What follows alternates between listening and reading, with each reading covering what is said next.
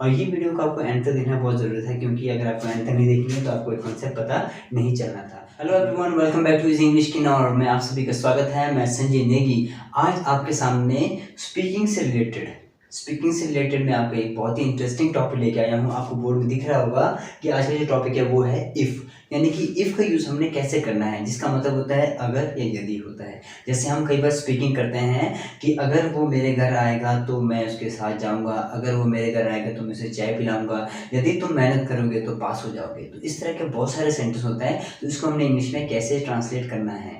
तो इसका जब तक आपको कॉन्सेप्ट नहीं पता है तो हमें बनाने बहुत मुश्किल हो जाएगा। तो हमें क्या करना पड़ेगा, गूगल से सर्च करना पड़ेगा मोबाइल में जाके, है ना। तो इसमें ऐसे सर्च करते थे तो आपको बहुत लेट हो जाएगा। अगर मान लो हमने ऑन द स्पॉट बात करना है, then how will you talk. Okay, so we have to know that what is the concept of if. तो हमें कॉन्सेप्ट को समझना है, इफ का जो कॉन्सेप्ट है वो एक्चुअल में क्या है। तो जिससे हम कोई एग्जांपल बना के देखते हैं, कोई एग्जांपल देता हूँ मैं, तो वीडियो को आपने एंड तक देखना है, क्योंकि अगर अब ये जो वीडियो है ये आपको बोरिंग नहीं कराएगा, क्योंकि ये जो स्पीकिंग से रिलेटेड है। क्योंकि मैक्सिमम जो वीडियो मैं बना रहा हूँ यहाँ पे वो स्पीकिंग से रिलेटेड है कि आपने अपना जो कम्युनिकेशन स्किल को कैसे इंप्रूव करना है। तो उससे रिलेटेड मैं एक कॉन्सेप्ट लेके आया हूँ। आज का जो कॉन्सेप्ट है यूज ऑफ इफ, तो इफ का यूज हमने कैसे करना है। जैसे मान लो मेरे पास कोई एग्जांपल है, जैसे लिखा मैंने यदि तुम परिश्रम करोगे तो पास हो जाओगे। ठीक है, यानी कि मैंने क्या लिखा, यदि तुम परिश्रम करोगे तो पास हो जाओगे। अब आपके दिमाग में ये चल रहा होगा, यानी कि 99% लोगों के दिमाग में ये चलता है कि इसका सेंटेंस कैसा बनेगा। सभी दिमाग में यही चलेगा। पहले तो वो सेंटेंस याद देखेगा, इफ को मतलब तो यदि होता है, if you will work hard तो देन, THEN लगा दो, चलो देन है ना, THEN, देन यू विल पास।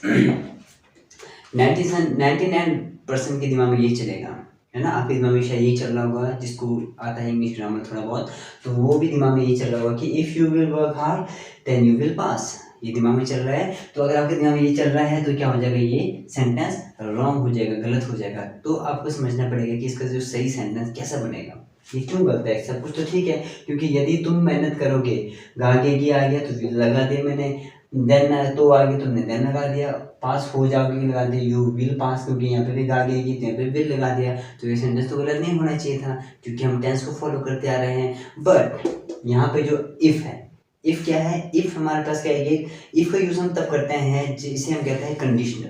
क्या कहते हैं, कंडीशनल कहते हैं। कंडीशनल का मतलब क्या होता है कि जहाँ पर दो सेंटेंस यानी कि दो टेंस को मिलाकर एक सेंटेंस बनाया जाता है। दो टेंस को जब मिला के एक सेंटेंस बनाते हैं उसे हम कहते हैं कंडीशनल कहते हैं। और कंडीशनल के अंदर एक सब्जेक्ट होता है, यानी कि ये समझ लो कि कंडीशनल के अंदर दो क्लाउज होते हैं। दो क्लाउज का मतलब क्या होता है, क्लाउज हम उसको कहते हैं जिसमें एक सब्जेक्ट और एक वर्ब होता है, उसे हम क्लाउज कहते हैं। तो यहाँ पे दो क्लाउज का यूज किया जाता है। तो उस सिचुएशन में हमें ये सेंटेंस बनाओगे तो ये बिल्कुल गलत हो जाएगा। कई बार आप एग्जाम के लिए बैठते हैं वो, तो वहाँ पे वैसे करोगे तो गलत हो जाएगा। और ये स्पीकिंग में करोगे तो फिर बिल्कुल बहुत ज़्यादा खराब हो जाएगा आपका स्पीकिंग, तो है ना। तो अगर आपने अपना स्पीकिंग को इम्प्रूव करना है, कम्युनिकेशन स्किल को इम्प्रूव करना है, तो इस टॉपिक को ध्यान से समझ लो, क्योंकि इफ के ना 3-4 कॉन्सेप्ट है मेरे पास।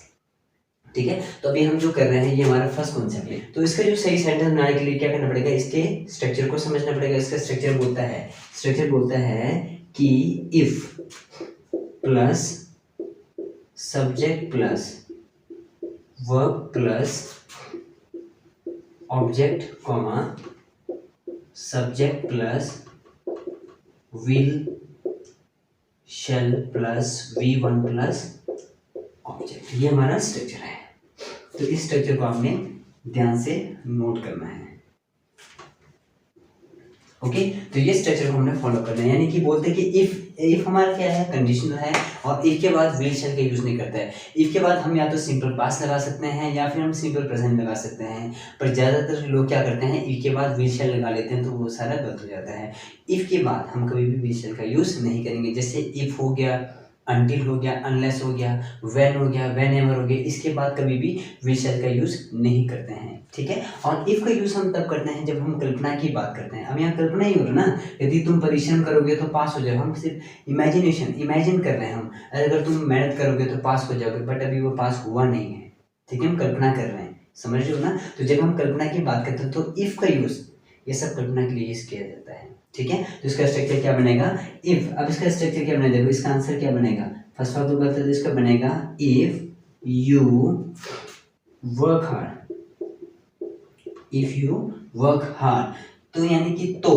अब यहाँ पे तो के लिए हमने देन लगा दिया तो एक बात हो जाएगा। जब कंडीशन की बात करते हैं तो देन के लिए हम कॉमा का यूज करते हैं, तो यहाँ पे जो कॉमा है, कॉमा का एक्चुअल जो मीनिंग है यहाँ पे वो देन के लिए किया जाएगा, ठीक है ना। तो के लिए हम यहाँ पे कॉमा का यूज करेंगे। यदि तुम मेहनत करोगे तो तुम पास हो जाओगे, यू विल पास, हो गया structure. Subject plus V one, यानी कि जो ये वाला पोर्शन होगा ये सिंपल प्रेजेंट का बन जाएगा हमारे पास, सिंपल प्रेजेंट, ठीक है। और एक बात ध्यान रखना है कि एक ही सेंटेंस में दो टेंस को हम कभी भी यूज नहीं करते हैं, या तो फिर अलग अलग टेंस होना चाहिए, तब जाके आपका सेंटेंस सही हो जाएगा। तो यानी कि ये सिंपल प्रेजेंट हो गया और ये सिंपल फ्यूचर हो गया, तो हमारा सेंटेंस बन गया if you work hard you will पास, तो ये हमारा सेंटेंस बिल्कुल सही है। और दूसरा सेंटेंस जैसे मैंने कहा, अगर तुम मेरे पास आओगे या अगर तुम मेरे घर आओगे तो मिठाई खिलाऊंगा, अगर तुम मेरे घर आओगे तो मैं तुम्हें मिठाई खिलाऊंगा। तो हमारा सेंटेंस कैसे बनेगा, अगर तुम मेरे घर आओगे, if you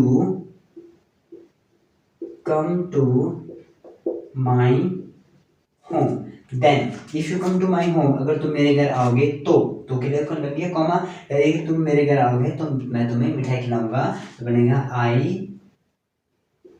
will give you sweets, तो ये भी हमारा सही हो गया, समझ आ गया ना।